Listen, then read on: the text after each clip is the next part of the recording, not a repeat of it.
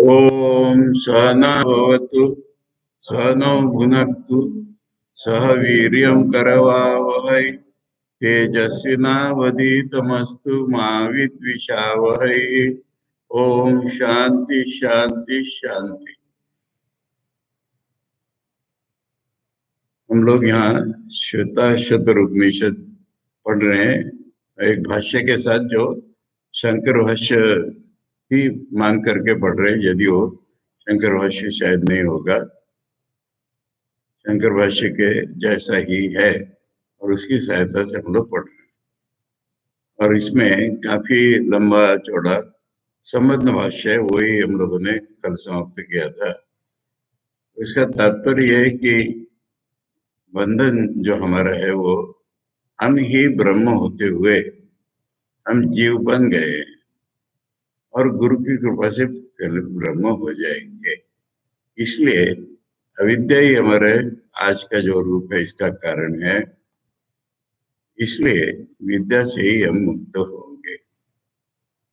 इसके साथ जो सवाल खड़े हुए कि कर्म भी से भी तो लोग मुक्ति मानते हैं, मीमांसक लोग विशेषतः, बहुत से लोग हैं इस दुनिया में। मीमांसक तो एक दार्शनिक का नाम हो गया, पर दुनिया के 99.9% लोग वेदों को न मानने वाले, वेदों को मानने वाले, कि जो वेदों को नहीं मानते वो तो कर्म करते रहते हैं, वो सोचते ही नहीं दूसरा, मोक्ष को भी नहीं सोचते, और मोक्ष को सोचते हैं तो इससे हो जाएगा हमारा। उदाहरण लेता हूं मैं, हो जाएगा बोला इसलिए कि कथामृत में हम प्रसंग देखते हैं, वचनामृत में, कि मास्टर महाशय ने ठाकुर से पूछा कि भगवान में मन कैसे लगे, ये पहला सवाल है। ठाकुर ने बताया, वो सुनकर के मास्टर महाशय को लगा कि उन्हें घर छोड़ने को भी नहीं बोला, तो फिर मैं घर में रह के अगर मुझे करना है तो आज जिस तरह रहता उस तरह से तो नहीं चलेगा, इसलिए दूसरा सवाल पूछा कि घर में कैसे रहूं। ये एक बात होगी। साधारणतः मैक्सिमम गृहस्थ लोग पूछते हैं, मैक्सिमम, क्या घर में रह के भक्ति नहीं हो सकती? क्या घर में रह के मुक्ति के लिए कोशिश नहीं हो सकती? इसके पीछे मनोभाव क्या रहता है और क्या जवाब एक्सपेक्टेड होता है? अगर हम कहें कि नहीं हो सकती तो फिर हमें नहीं चाहिए, हम तो घर में रहना है। और अगर हो सकती है तो हो जाएगी, फिर घर में रहते रहते। ये मनोभाव होता है। मैं घर छोड़ना नहीं, ये पहले पकड़ लिया। अब बोलो मुक्ति की बात होती है तो ठीक है, हो जाएगी हमारी भी।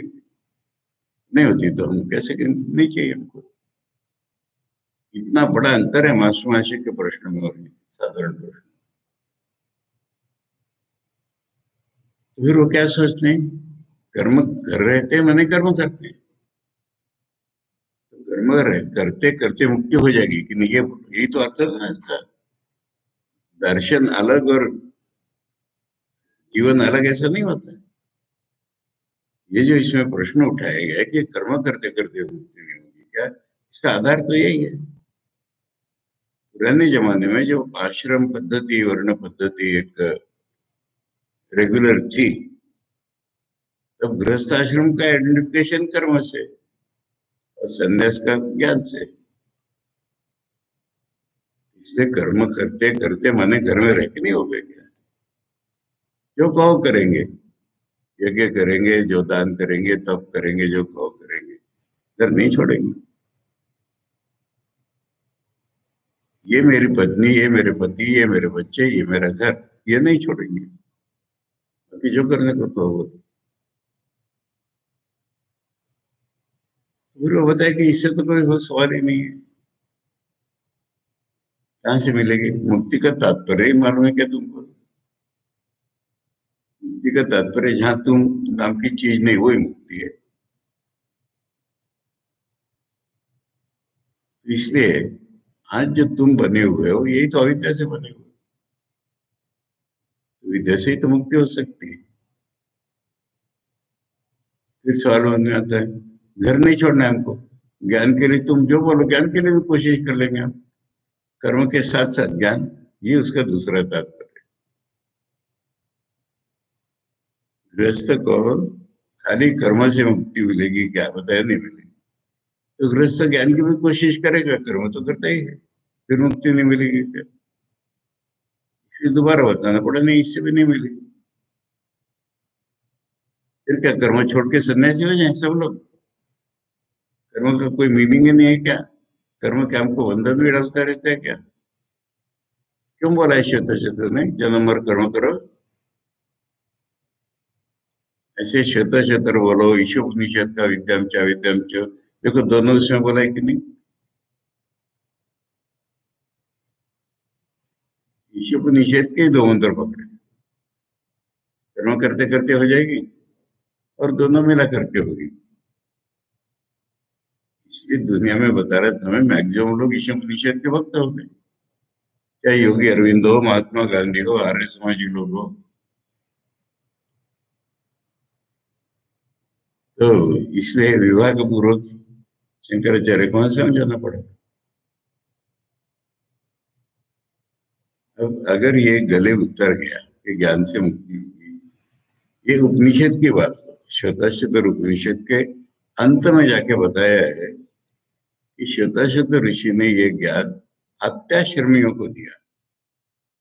मैंने ये जो पुराना हमारा आश्रम विभाग था, उसमें कंपलसरी सन्यास था,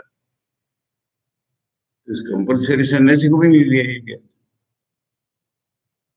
अत्याश्रमी माने किसी आश्रम में आबद्ध होकर के नहीं रहना चाहते, परमानेंट सन्यासी बोलो, जो भी नाम बोलो। देखो सन्यासी का तात्पर्य तो दूसरा नाम क्या है? परिव्राजक। परमांस परिव्राजक, तो परिव्राजक कोई आश्रम में रहता है, फिर परिव्राजक कैसे होगा? तो ये अत्याश्रमियों को दिया है, इसी से तो अधिकार निर्देश कर दिया उन्होंने। ये सवाल है। अब मुंडक उपनिषद में, उसका नाम ही मुंडक उपनिषद है, मुंडन कराओ ऋषि को। इसमें है भी अंत में, जिन्होंने वो सिर पे अंगी ले जाने का व्रत नहीं किया है, वो इसको नहीं सुनते। तो वहां पर शंकराचार्य ने प्रश्न उठाया है भाष्य में, क्या गृहस्थ लोग नहीं सुनेंगे क्या? बोले गृहस्थ लोग पढ़ लें, सुन ले, उसमें नुकसान तो कुछ नहीं होगा उनका, परंतु मोक्ष तो तभी होगा जब ये संन्यास निष्ठ हो जाएगा, ज्ञान संन्यास निष्ठ हो जाएगा। यानी ज्ञान जब मनुष्य को संन्यास करवाएगा तभी तो होगा। अब सभी जगह संन्यास का अर्थ भी हमको समझना पड़ेगा, ये तो बाहर के संन्यास हो गए, उसका भी इम्पोर्टेंस तो है, परंतु मैं कर्म करने वाला हूं, ये भाव छूट जाएगा तो उसको गीता के अनुसार संन्यास उसका नाम,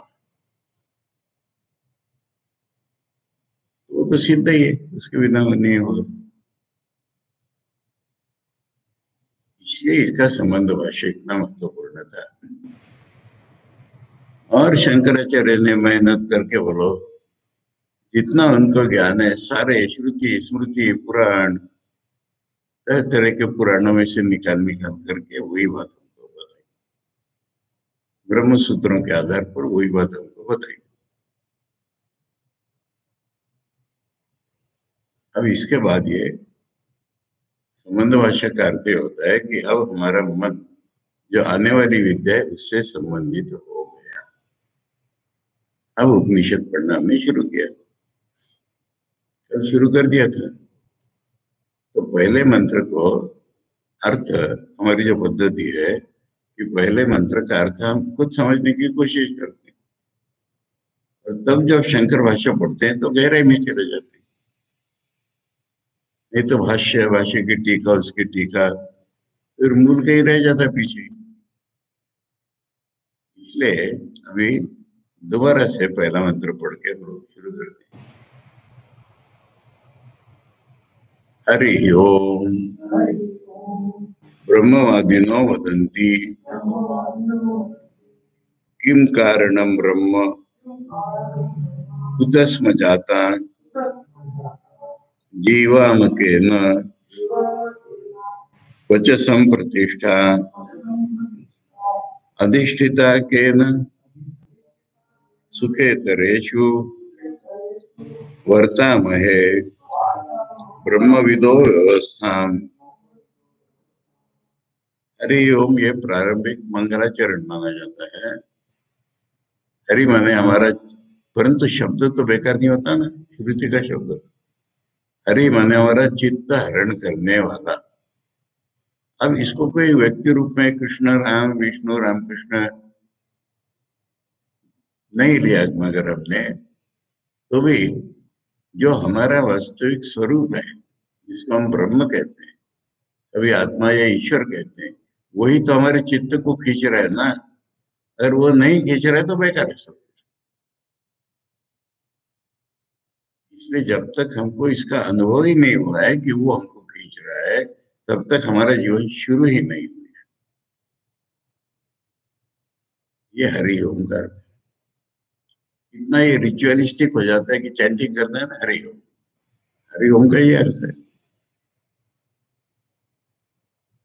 ओम माने तो सगुण निर्गुण ब्रह्म, वही हमारा स्वरूप है, वो हमको खींच रहा है। खींच रहा मैंने कोई फिजिकल फोर्स ही नहीं खींच रहा, हमारे चित्त को हरण कर रहा है। और उस साइड में देखो ब्रह्मवादी कौन है। ये अगर ब्रह्म की तरफ से वाद करते किसी से तो किसी काम के नहीं। और जैसा गीता प्रेस की पुस्तक में अगर ब्रह्मज्ञ है तो क्या करना है उनको, तो आपस में दिल बहलाव के लिए बोलो, उनका दिल बहलाव, इसी में आपस में ब्रह्म की चर्चा करें। तो यहाँ ब्रह्मवादी का अर्थ हो रहा है कि जिसको ब्रह्म छोड़ के जीवन में कुछ नहीं चाहिए। और मनुष्य को भगवान ने एक विचार बुद्धि भी दी है, अनफॉर्चुनेटली फॉर्चुनेटली। तो फिर वापस में और क्या है कि अगर दो मन है अलग अलग, एक ही मन है तो कोई आदान प्रदान ही नहीं होगा। एक ही तरह का मन है तो स्वामी ने बोला अगर एक तरह का मन होगा ना, तो जैसे इजिप्ट में ममीज बनी हुई है, ऐसा हम एक दूसरे के मुंह देखते रह जाएंगे। मैंने अलग अलग, तो आदान प्रदान से क्या होता है कि जो मुझे समझ में नहीं आया वो तुमसे बात करके समझ में आता है, तुम्हें समझ नहीं आया मेरे से समझ में आता है। इसलिए वदंती, ऐसा प्रत्येक शब्द का अर्थ के भीतर का भाव समझना पड़ता है, बराबर समझना पड़ता है। क्यों? ये ब्रह्मवादी न वदंती, क्या कह रहे हैं वो, किम कारणम ब्रह्म। अर्थ इसका जैसे हम समझ सकते हैं, समझ, किम कारणम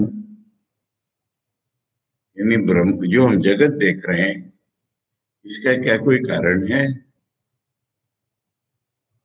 हम जो इधर उधर खींचे जा रहे हैं इसका क्या कोई कारण है?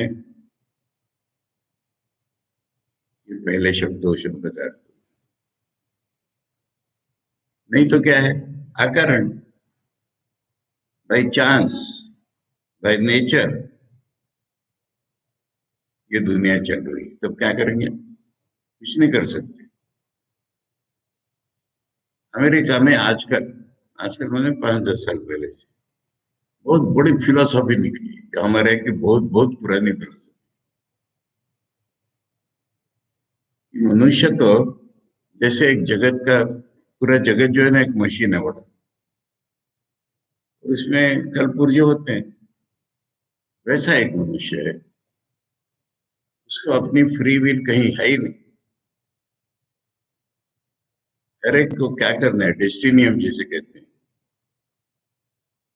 बस वैसा वही करता चला जाएगा। मैं फिजिकल फैक्ट्स बता रहा हूँ। मेरा एक विद्यार्थी बहुत इंटेलिजेंट, उसकी वाइफ वो भी सुपर इंटेलिजेंट, दोनों दीक्षित भक्त। उनका बेटा अमेरिका में, उसने उनको ये फिलॉसफी बताई और वो दोनों उधर बह गए। तो मेरे से वो आके मिलता है, सब विद्यार्थी मिलने वाले थे, उसमें नहीं आए वो, अलग से आया, मुझे आपसे कुछ बात कर। तो उसने मुझे ये बताया, उनका भले आदमी, स्वामी जी की पुस्तकों में ये सारा लिखा है, ये कोई नई फिलोसफी नहीं है, परंतु तुम क्या हो ये मतलब बताओ। तुम क्या एक साइकोफिजिकल सिस्टम हो, ना तुम नाम की कोई चेतना, ये बताओ। तुम अगर साइकोफिजिकल सब्सटेंस हो तो तुम करो 100% ठीक है, और तुम अगर चेतना का नाम है तो 100% भूल है तुम्हारी, ये सोचो। और यही बात स्वामी जी ने की है। अमेरिका में जब थे तो विभिन्न अखबारों में स्वामी जी लिखते भी थे, प्रश्नोत्तर काल में भाग लेते थे। उसमें स्वामी जी ने कहा है कि दो साइड आदमी के पास रहेगी, सोचो, ये कंक्लूजन है उसका। तुम अगर एक मन और शरीर मिलकर कुछ हो तो फिर तुम बंद हो, और तुम अगर चेतन हो तो तुम नित्य मुक्त हो, बोलो क्या लोगे तुम। ऐसा करके छोड़ दिया स्वामी जी ने। इसलिए ठाकुर ने कहा कि मनुष्य को मानुष, जिसको चेतना हुई है वो, मैं अगर चेतन हूं तो मैं किस तरह से फंसा हुआ हूं, जड़ के साथ मेरा क्या संबंध है, कैसे मेरा संबंध हो सकता है जड़ के साथ। तब जवाब आएगा अज्ञान से, और तब आदमी ज्ञान की कोशिश करेगा। इसके लिए उन्होंने बताया हमारे संबंध भाष्य में कि कर्म के बिना मैंने कर्म हजार लोग कर रहे, कुछ नहीं होता उससे। निस्वार्थ निरपेक्ष निरंकार ईश्वर अर्पण बुद्धि से कर्म किए बिना मन में ये जागृति ही नहीं आती।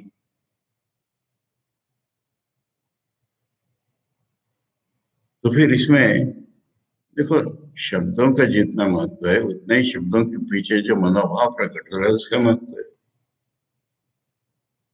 यानी आध्यात्मिक जीवन प्रश्न से शुरू होता है, ये समझ पा रहे हो? एक तो उपनिषद का नाम ही प्रश्नोपनिषद, और जैसे हमने छंदों के में भी पढ़ा कि तूने वो प्रश्न ही नहीं पूछा होगा। तैत्तिरीय में भृगु अपने पिता वरुण के पास पूछने गए, कहते हम क्या पूछेंगे, आप ही जो बताना है बता दो, क्या बताना है माथा मुंडो। क्या आध्यात्मिक जीवन की शुरुआत प्रश्न से होती है। प्रश्न का अर्थ है कि जागृति हो रही है, और ये प्रश्न है उनके। अब सभी साधक होने के नाते आपस में चर्चा करके देखो, कुछ हल निकलता है। ये पढ़ाई बना कि किम कारण, ये कारण मैंने इतना लेक्चर इसलिए लिया है कि जो डेस्टिनी मानते हैं वो तो अकारण ही चल रहे थे। इसलिए कोई कारण है क्या इसके पीछे, हमारे पीछे, दुनिया के पीछे, हम जो कर रहे हैं आज उसके पीछे। अब इधर से तो जागृति है, यह सुना भी है, ब्रह्म होता है सबका कारण। इसलिए किम कारणम ब्रह्म, किम कारणम, क्या ब्रह्म कारण है क्या। ब्रह्म माने जो सर्वातीत सर्वगत हमारा वास्तविक स्वरूप माना जाता है, वो इस दुनिया का कारण है क्या। अब क्या जब पूछता है इसका मतलब हो रहा है कि और कुछ दूसरा कारण है। अगर और कुछ दूसरा कारण है तो हमारी इंक्वायरी दूसरी तरफ बह जाएगी, कॉस्मोलॉजी की तरफ बह जाएगी।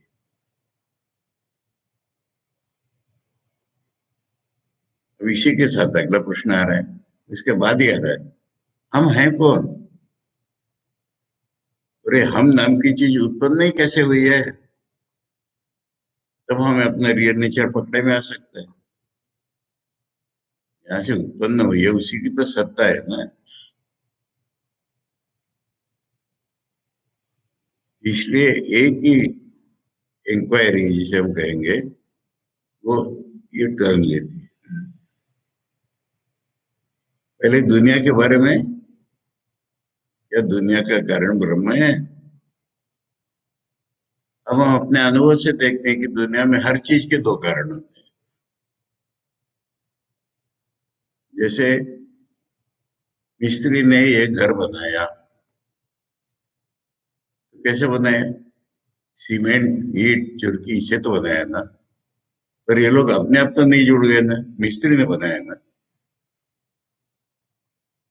कुम्हार ने घड़ा बनाया, ये उदाहरण दिया जाता है। पर हर चीज में देखो, तुमने रसोई करके रोटी बनाई, तो गेहूं के आटे से रोटी बनाई ना, हवा से तो नहीं बनाई। और तुमने बनाई ना, तुम्हारे बिना अपने आप तो नहीं बन गई ना। अब आदमी जो अनुभव है उसी से तो सोचेगा ना। ये दुनिया बोलो, हम बोलो, इसमें उपादान कारण क्या है, मटेरियल क्या है, और निमित्त कारण बनाई किसने? किसकी बुद्धि ने, किसके चेतना ने ये बनाई? चेतना के बिना बुद्धि नहीं होती। किसने बनाई है? अगर ब्रह्म कारण बोल रहे हो तुम, तो ब्रह्म ने बनाया है कि ब्रह्म खुद बन गया, कि दोनों ही ब्रह्म है? कि ब्रह्म ने खुद से खुद बना ली? इसका जब हमें पता चलेगा तो हमारा वास्तविक स्वरूप पता चल जाएगा, दुनिया का वास्तविक स्वरूप पता चल जाएगा।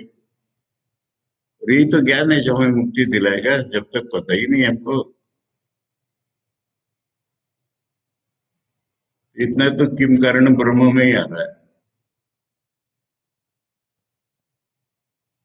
और फिर कुदस में जाता है, हम लोग कहाँ से आए हैं? यानी प्रश्न कुछ अंतर्मुख होता है।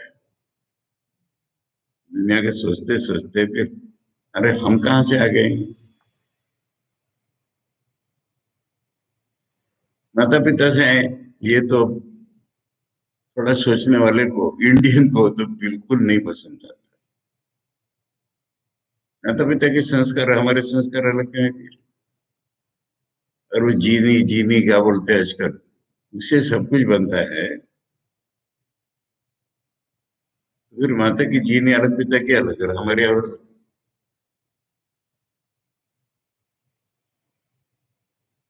और माता पिता घोर विषय, लड़का क्या कहते हैं, भांग में तुलसी। लड़का लड़की जो हुई कोई। और उल्टा भी होता है, बड़े भक्त लोग हैं और बेटा बदमाश।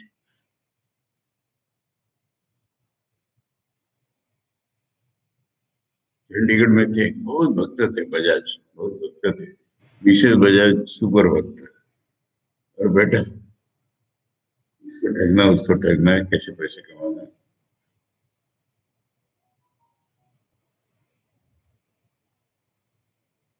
तो ये क्या चाहता है फिर? हम लोग की उत्पत्ति कहाँ से है? जीव आमक है ना। अच्छा, उत्पत्ति हो गई, हम जीते किसके सहारे? मटेरियल से जीते हैं, खाना खा के जीते हैं? हम चेतन है इसलिए जीते।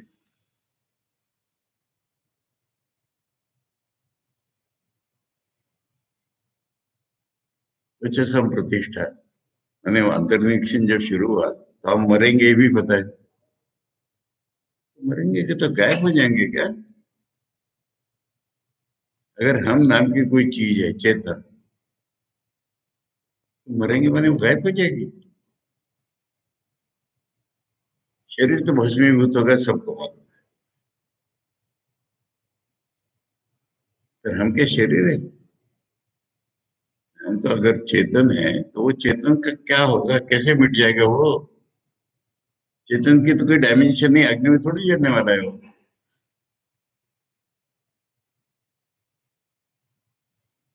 ये सारे गहराई वाले प्रश्न हैं। वजह संप्रतिष्ठा। प्रेजेंट लाइफ को और दोबारा देखो, क्या नियम है, किसने बनाया है, ये हम सुख दुख में से क्यों घूमते चले जाते हैं? सुख पाने के लिए जाते, दुख हो जाता है। और दुख होता रहता है, पर हम सुख की आशा रहती है, और सुख मिलता भी है। अगर कभी सुख ही नहीं मिलता तो आदमी जीता ही नहीं। लॉटरी होती है ना, लॉटरी में लगा आदमी, नहीं हो रही, नहीं हो रही, नहीं हो रही, 100 रुपए मिल गए। अब वो आदत हो जाती है और मिलेगी।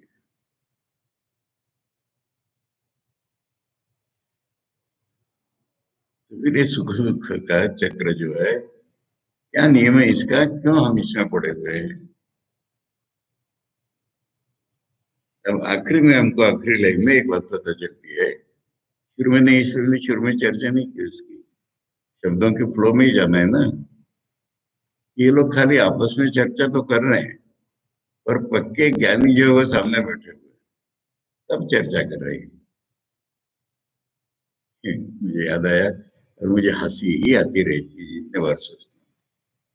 आजकल हमारे हर सेंटर में रिट्रीट होता है, और रिट्रीट में एक प्रमुख आइटम होता है गाइडेड मेडिटेशन।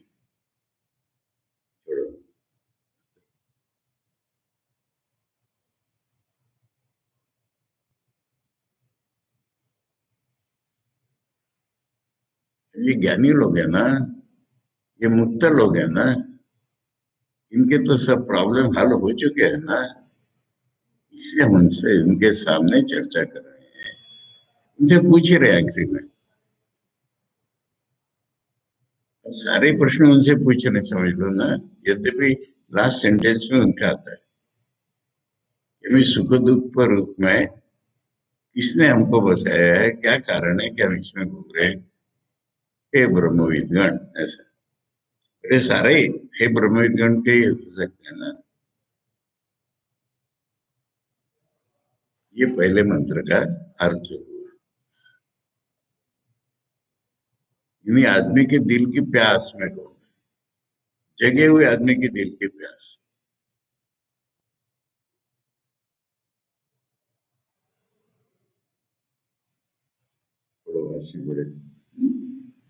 ब्रह्मवादिनो वदंती इत्यादि श्वेताशतराणाम मंत्रोपनिषद।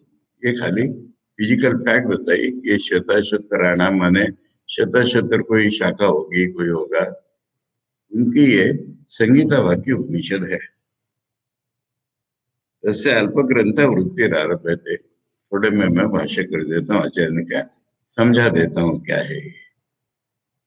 ब्रह्मवादी न वदंती इत्यादि, ब्रह्मवादी न ब्रह्म वदनशीला, जिनकी स्वभाव आदित्य ब्रह्म की ही चर्चा करना हुआ है, सर्वे संभूय इकट्ठे होकर के वदंती किम कारणम ब्रह्म, किमिति स्वरूप विषय यम प्रश्न। किम, इसके अर्थ करो पहले। किम माने स्वरूप क्या है। अभी किम कारण भी नहीं लिया आचार्य ने।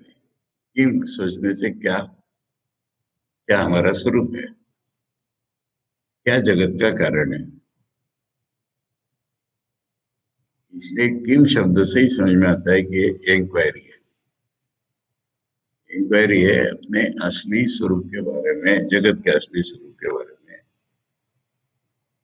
स्वरूप विषय अहम प्रश्न। अथवा, अथवा का अर्थ और नहीं होता है ना, एडिशनल मीनिंग। किम कारणम, इतना दोनों लेकर के तो अर्थ करना है, पहले किम से ही अर्थ किया, फिर किम कारणम ब्रह्म, यहां तक ले गए। हाँ? किम कारणम ब्रह्म अहोसी कालादि।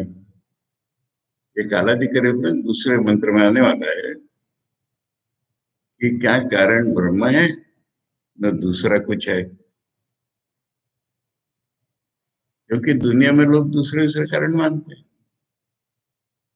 तो कहते हैं टाइम से होता है सारा, नेचुरली ऐसा चल रहा है, यदि सारे कारण ढूंढेंगे वो।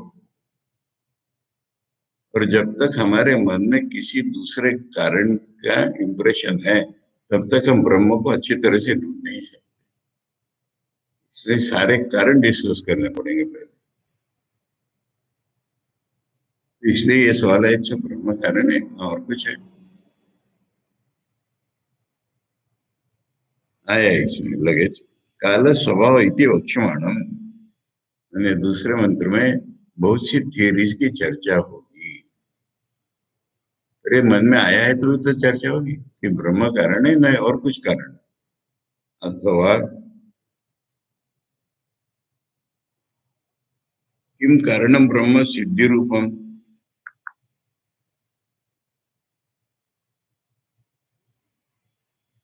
सिद्ध रूप माने ब्रह्म है मान लिया हमने, ये सिद्ध रूपम का अर्थ है। जो ऑलरेडी है हमको प्रूव नहीं करना है। मान लो ईश्वर है, ब्रह्म है मान लिया हमने, और वही कारण है, तो क्या वो उपादान कारण है? अगर ब्रह्म कारण है माने ईश्वर ने बनाई है, तो उसका उपादान क्या था ये बताओ। ब्रह्म ने किस, ब्रह्म उपादान कारण है, यहाँ पर सवाल नहीं है। ब्रह्म अगर कारण है तो उपादान भूतम किम, पूरी दुनिया का उपादान क्या था उसके पास जिससे उसने दुनिया बनी?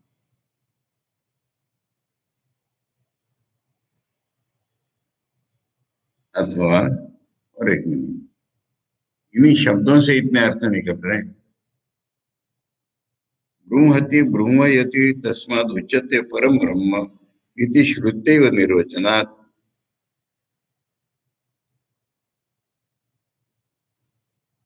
जो बढ़ता है बढ़ाता है, इस श्रुतिवचन से हमें पता चला। निमित्त उपादान और उभयोर हुआ प्रश्न, किम कारण ब्रह्म इति। तो फिर क्या वो निमित्त उपादान दोनों कारण है?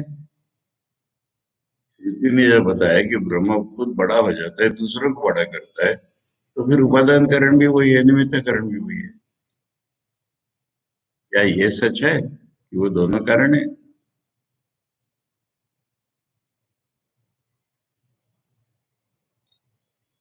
अब ये जो डिस्कशन है, मैंने मन में जो आया है, इसी को फॉर्मल प्रश्न के रूप में अब नया नहीं आया है। अब इसके बाद जो है ना, इसको एक सिस्टमेटिकली प्रश्न रूप में उपस्थित कर रहे हैं। क्या क्या प्रश्न निकले इसमें?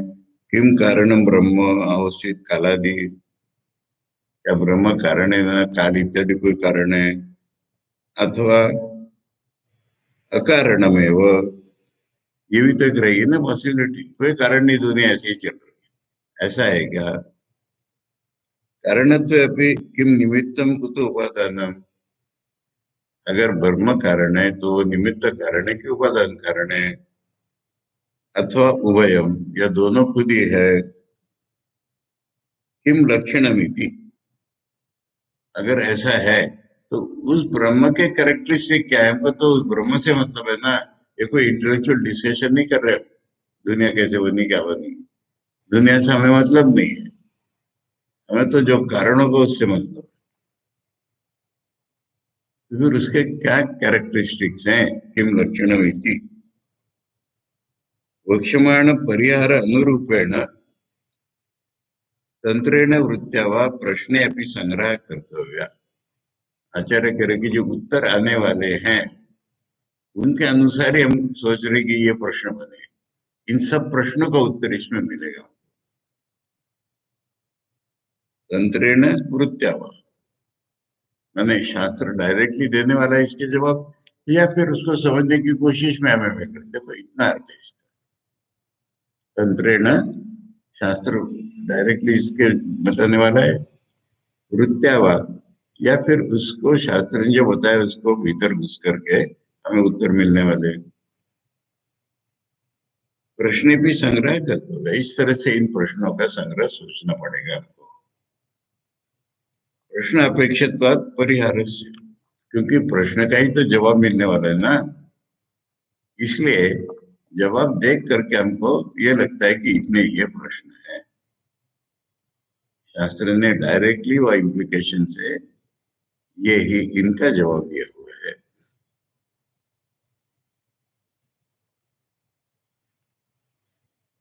ये एक सेट ऑफ क्वेश्चंस हो गए। किम कारण ब्रह्म शब्द कुतः स्म जाता, कुतो वयम कार्य करणवंतो जाता।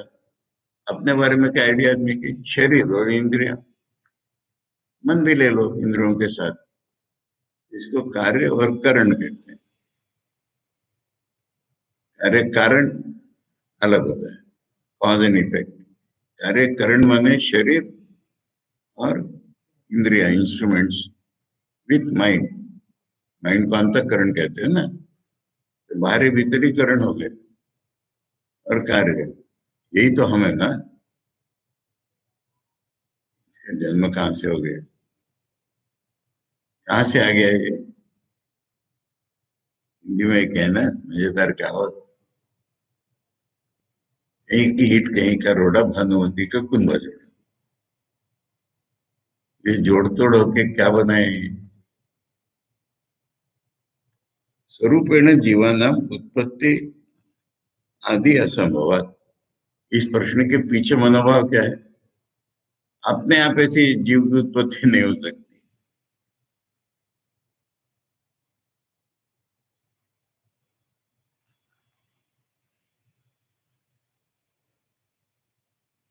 यानी जीव जो है,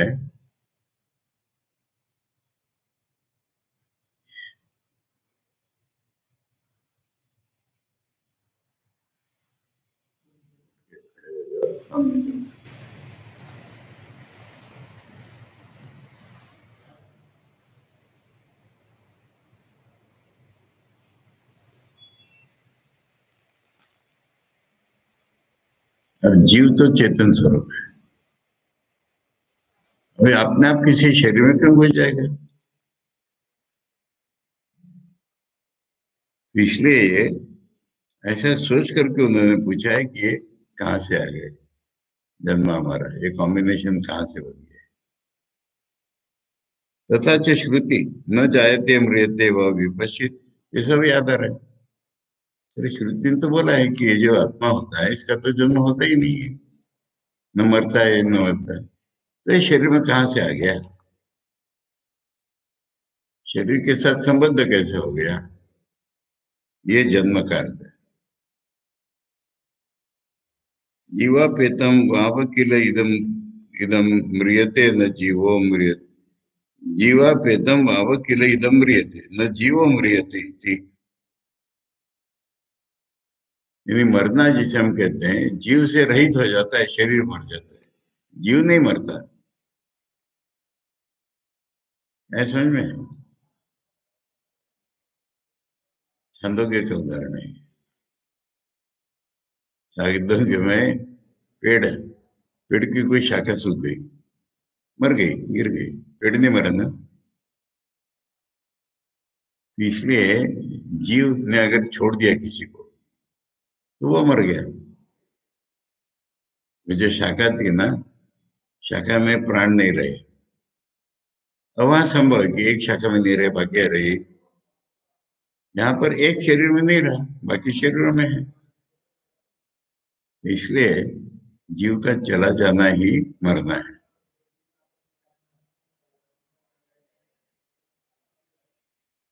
जरा मृत्यु शरीर से, ये सारा याद आ रहा है उसको, ये आचार्य हमको बता रहे हैं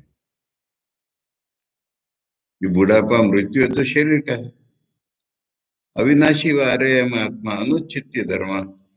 बृहदारण्यक ने याज्ञवल्क्य ने मैत्र को बताया कि तुझे जब ज्ञान हो जाएगा ना, तू नहीं रहेगी। तो तुम्हें तो डर गई। मैंने क्या बताऊं, आत्मा नहीं मरेगी, तुझे बताया मैंने। आत्मा तो अविनाशी है, उसको तो कोई मार नहीं सकता, तू नहीं रहेगी। तो ये जो मैं है ये कहाँ से आया और कहाँ जाएगा?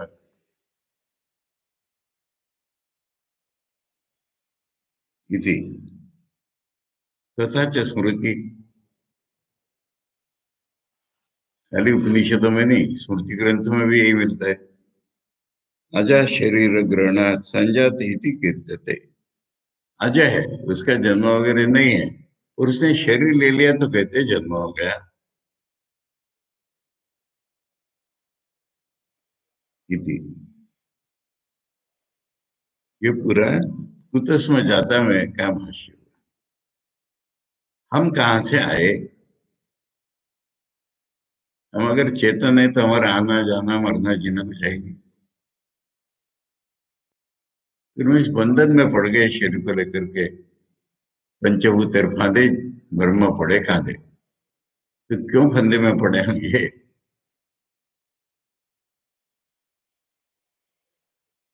अब अगला जीवाम कहना किंच, और भी जीवाम केन वा वयम सृष्टा संतो जीवाम। इसने हमको बनाया और हमको जिलाया। मैंने यहाँ पर प्रश्न है कि जन्म होने के बाद ही तो चीज है ना। तो जन्म किसने दिलाया? कौन हमको जिंदा रखता है? इतनी स्थिति विषय प्रश्न। नहीं, जिंदे रहने का ये प्रश्न है। सृष्टि स्थिति उपसंहार होता है। सृष्टि का ये पहला प्रश्न है, हमारा ऐसे दुनिया का पहला हमारा ही चल रहा है। फिर हम जीते भी हैं कुछ दिन तक। ये कैसे जीते हैं? इस चेतन का ही साथ शरीर से संबंध बना कैसे रहता है? नव द्वारे का पिंजरा, तो हमें पंछी पवन रहता अचंबा जानिए गए अचंबा कौन। नौ खुले दरवाजे, और इसमें पक्षी पवन, उसमें पक्षी है। वो रहता ही ये अचंबा है, गया नहीं गया तो इसमें क्या अचंबा है? इसलिए हम इतना इतना जीतना जीते कैसे हैं? कौन जिलाता है हमको? कौन जिंदा रखता है? ये मूलभूत प्रश्न है। नहीं, सबके पीछे कुछ कारण है ना, उसी को तो ढूंढना चल रहा है।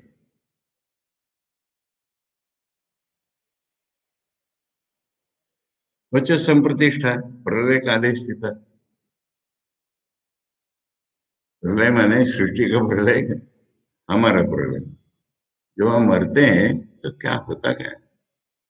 ये कहाँ चला जाता है?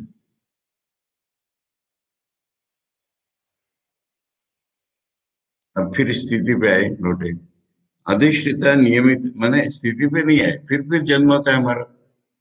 अधिष्ठिता के न, अधिष्ठिता माने नियमिता। इसने नियम बना करके हमको रखा है। के न सुखे तरेशु सुख दुखेशु वर्तामहे, यानी हम लोग इसमें घूम रहे हैं। किसने हमें ऐसा नियम बना दिया है जिसके कारण हम सुख दुख में घूम रहे हैं? ब्रह्म विदो व्यवस्था, हे ब्रह्मविदा सुख दुखेशु व्यवस्था केन अधिष्ठिता संतो अनुवर्तमय इति। ये वर्तमय के न व्यवस्था से ये प्रश्न है कि किसने ऐसा सब बना करके हमको इसमें रखा है? सुख दुखों के रूप संसार चक्र में हमको किसने रखा है? कैसे रखा है? सृष्टि स्थिति प्रलय नियम है। सृष्टि स्थिति प्रलय का जो नियम है, चक्र घूमता रहता है, इसका कारण ढूंढा जाता है। किम इति प्रश्न संग्रह। ये सारे के पीछे किम लगा, ये प्रश्नों का समुदाय है पूछने वाले के मन में। और क्या करेगा वो पहले?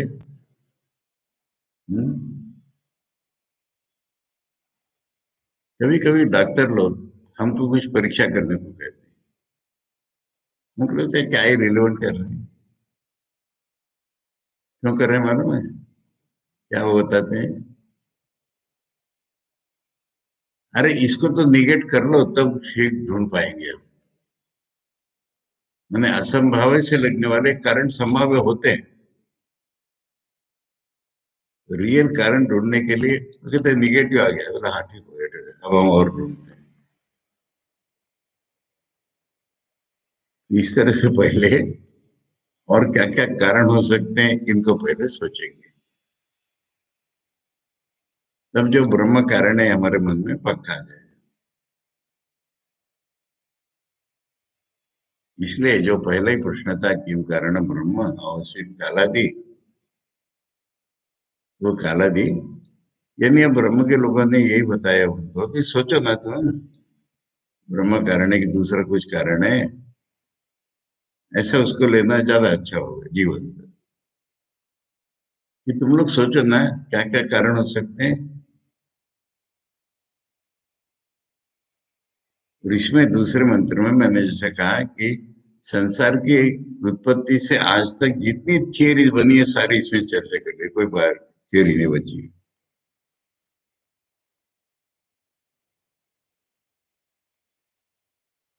काल स्वभाव भूल गए तुम? नहीं ना, रुको। हाँ, हो जाएगा।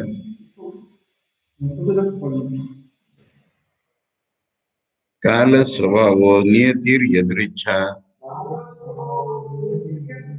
भूतानि योनि पुरुष इति चिंत्या संयोग येषां न तु आत्मभावात् आत्मापि अनीशा सुख दुख हेतो। काल टाइम, स्वभाव नेचर, नियति डेस्टिनी, यदृच्छा चांस, भूतानी मैटर, योनि एनर्जी, पुरुष सम पर्सन, इति चिंत्या मैंने ऐसा सोचा उन्होंने, तो सोच करके सारा निगेट कर दिया।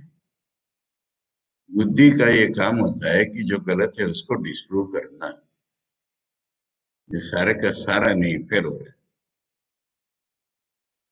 फिर कुछ लोग ऐसे सोचते, अच्छा एक एक करके फेल हो रहा है, इसका कॉम्बिनेशन होगा तो, सब मिलकर के कारण होगा तो।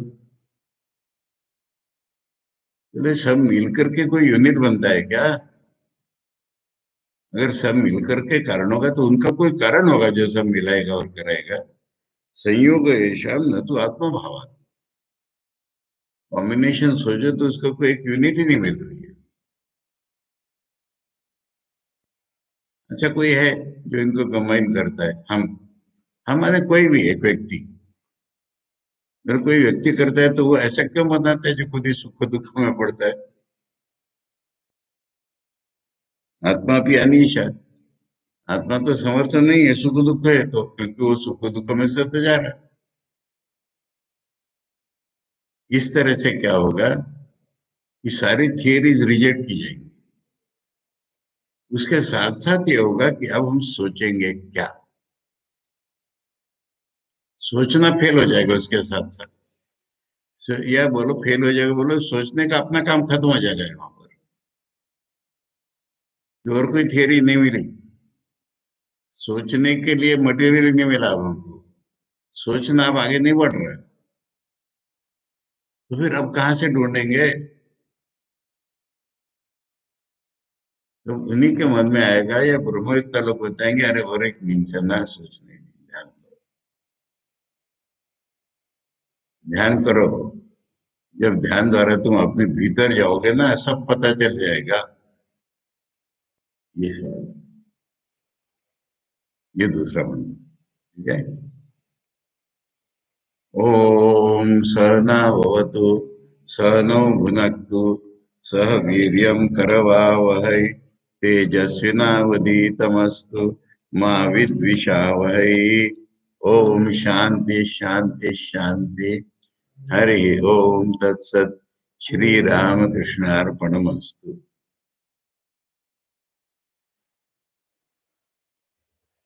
तुम दो लोग